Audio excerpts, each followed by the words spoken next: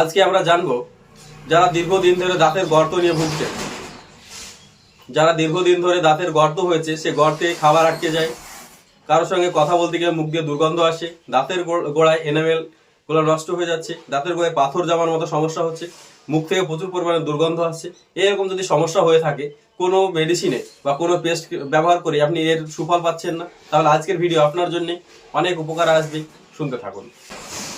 লাস্টে আমরা একটা বোঝাবো যে ঘরোয়াভাবে বা প্রাকৃতিকভাবে কিভাবে আপনি একটা পেস্ট তৈরি করবেন, এবং সেটা যদি দাঁতে ব্যবহার করেন বা ব্রাশ করেন বা হাত দিয়ে ব্যবহার করেন, সেটা থেকে দেখবেন যে আস্তে আস্তে আপনার দাঁতের এনামেলের যে সমস্যা, দাঁতে গর্তর যে সমস্যা হচ্ছে বা সেখানে প্রচুর পরিমাণে পেন হচ্ছে, যে ব্যথা হওয়ার যে সমস্যা আছে, সেটা আপনার আস্তে আস্তে কমতে শুরু করেছে।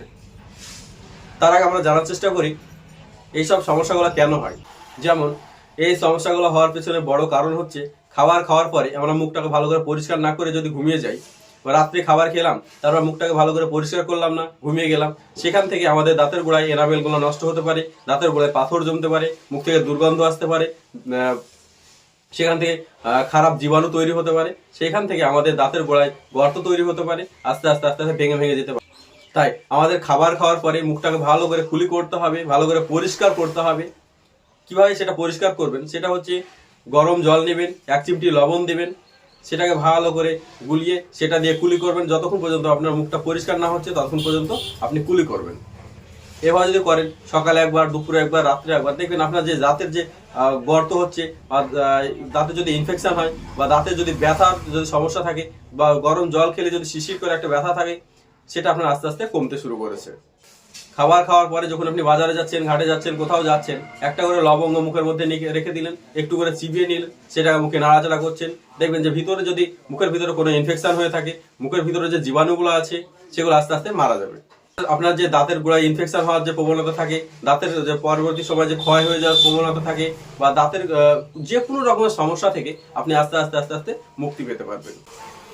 এছাড়াও আমি একটা পেস্ট বানিয়ে দেখাবো, সেটা ঘরোয়াভাবে, প্রাকৃতিকভাবে, যেটা কোনো কেমিক্যাল ছাড়াই এটা তৈরি করা হবে এবং দাঁতের অনেক উপকার আছে। এটা তৈরি করার জন্য আপনাকে ব্যবহার করতে হবে 1 চামচ লবঙ্গ পাউডার, 1 চামচ লবণ ও 1 চামচ তিলের তেল দিয়ে ভালো করে একটা পেস্ট বানিয়ে রেখে দেবেন। সেটা আপনি গরম জলের সঙ্গে মাঝে মাঝে কুলি করবেন এবং সেটা বিরাসের সঙ্গে ব্যবহার করবেন। সকালে ও রাত্রে আপনি এটা দিয়ে যদি ব্রাশ করেন বা ব্যবহার করেন, ভিতরে যে ইনফেকশন হওয়ার যে প্রবণতা থাকে, সেটা পুরোপুরি দাঁতের যে সমস্যাগুলো আছে সেটা আস্তে আস্তে কমতে শুরু করেছে। দাঁতের যে হলুদ বর্ণ থাকে সেটা আপনার আস্তে আস্তে চলে যেতে শুরু করেছে। এছাড়াও দাঁতের অনেক সময় ক্যালসিয়ামের ঘাটতির জন্য এসব সমস্যাগুলো হয়ে থাকে। এর জন্য আপনি যে জিনিসগুলো ব্যবহার করতে পারবেন, সেটা হচ্ছে তিলে প্রচুর পরিমাণে দাঁতের ক্যালসিয়াম পাওয়া যায়, যেটাতে দাঁতকে মজবুত রাখতে সাহায্য করে থাকে। দাঁতকে মজবুত রাখার জন্য আপনি তিল নিয়ে নেবেন, 200 ml মতো তিল নেবেন, সেটাকে হালকা করে চিনি দিয়ে ছোট ছোট লাড্ডু গাছ রেখে দিবেন। সকালে ও রাত্রে একটা করে খাবেন, দেখবেন আপনার ক্যালসিয়ামের যে ঘাটতি রয়েছে সেটা আস্তে আস্তে কমতে শুরু করেছে। এছাড়াও প্রচুর পরিমাণে দাঁতের ক্যালসিয়াম পাওয়া যায়, সেটা হচ্ছে স্ট্রবেরিতে প্রচুর পরিমাণে ক্যালসিয়াম পাওয়া যায়। এছাড়াও মাশরুমে প্রচুর পরিমাণে দাঁতের ক্যালসিয়াম পাওয়া যায়, সেটা আপনি ব্যবহার করতে পারেন, অনেক উপকার আসবে।